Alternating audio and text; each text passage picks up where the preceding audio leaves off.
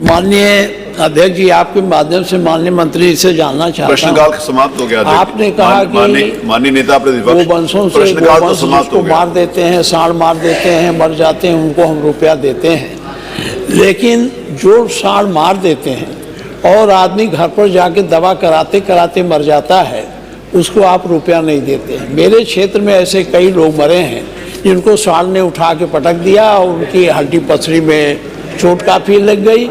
अस्पताल गए, वहाँ से वो घर आए, वो घर के आने के बाद मर गए, तो उनको आप नहीं देते हैं। क्या इस पर विचार करेंगे कि जो पशु मारते हैं बाद में लोग मरते हैं, उनको भी आप देंगे?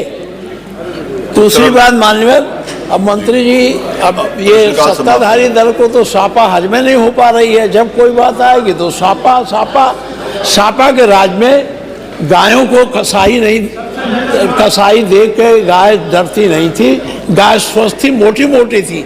जब से आपने इन अपने आश्रय स्थलों पर रख दिया है गौशालाओं में, आपसे मेरा निवेदन, आप मेरे जिले में चलिए, जरा उनका वजन नाप लीजिए, उनकी हड्डी देख लीजिए, कितनी बढ़िया व्यवस्था आपने उनके खाने की है। माननीय, मैं इस सापा के बारे में जो आपने कहा है, मैं उसका खंडन करता हूँ, विरोध करता हूँ।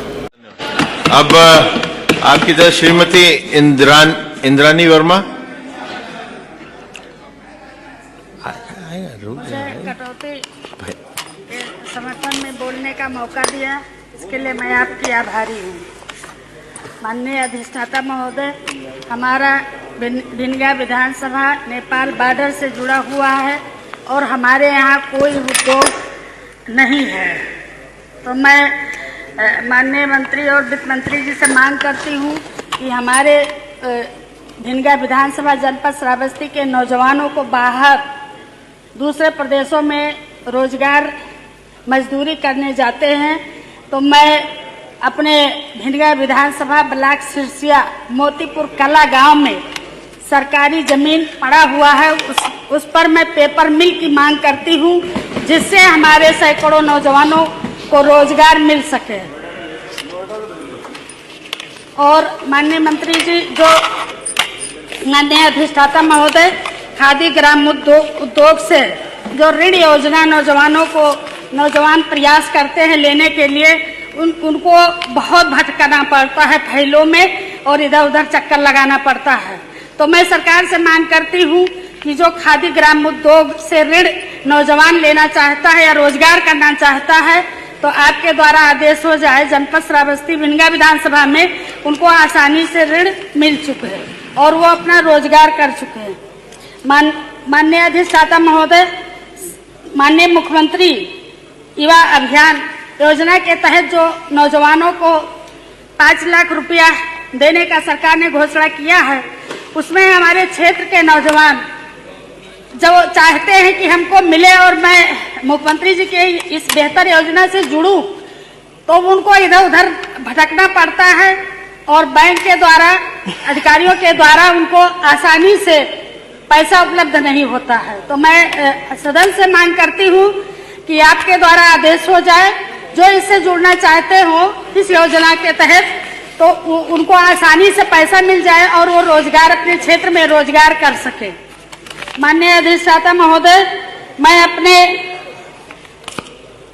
बजट बहुत बड़ा है, सरकार के द्वारा बताया गया है कि बजट बहुत बड़ा है, तो मैं इस बजट में मांग करती हूँ कि जब समाजवादी पार्टी की सरकार थी और समाजवादी पार्टी के राष्ट्रीय अध्यक्ष आदरणीय अखिलेश यादव जी ने हमारे लक्ष्मणपुर में ब्लॉक दिया था और ब्लॉक चालू हो गया था, लेकिन जैसे भाजपा की सरकार 2017 में आई तो आपने उस ब्लॉक को बंद कर दिया। तो मैं पुनः मांग करती हूँ कि उस ब्लॉक को चालू कराया जाए, जिससे उस अगल बगल क्षेत्र में किसानों, नौजवानों और उस ब्लॉक के ग्राम प्रधान, क्षेत्र पंचायत सदस्यों को आसानी से उस क्षेत्र का विकास कर सके। और हमने तो माननीय अधिष्ठाता महोदय, मैंने तो सत्ता पक्ष के कई माननीयों की से सुना, वो बार इटावा और मैनपुरी की बात करते हैं। हमारे स्वर्गीय माननीय मुलायम सिंह यादव जी ने जो इस प्रदेश के लिए किसान, नौजवान और बुजुर्ग अल्पसंख्यकों के लिए किया, वो आज बहुत सराहनीय है। माननीय मुलायम सिंह जी का सपना था मुफ्त पढ़ाई, मुफ्त सिंचाई, मुफ्त दवाई, और उन्होंने करके दिखाया।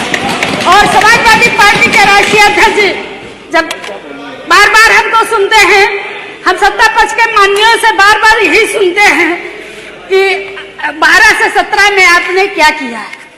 यदि हमारे राष्ट्रीय अध्यक्ष ना होते तो हम लोग लखनऊ से बाराबंकी बहराइच श्रावस्ती 4 लेन पे पहुंचते हैं।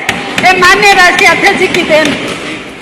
और आज हम तो सदन में जो हमारे क्षेत्र में इतनी दुर्गति है, हमारे बिजली मंत्री जी बैठे हैं। अब आप अपना विषय लघु तक की है सीमा जी, लघु पे बात हो रही है ना, जी। तो अब बिजली पे छोड़ दें। तो बिजली माननीय अभी आएगा, बिजली का विभाग जब आएगा तो उस समय करेंगे। नहीं हो गया, अगर बिजली नहीं है। धन्यवाद इंद्राणी जी। रहने के लिए हमारे YouTube चैनल को सब्सक्राइब करें और बेल आइकन को दबाएं। और आप ये वीडियो अगर Facebook पर देख रहे हैं तो लाइक जरूर करें और ज्यादा से ज्यादा शेयर करें।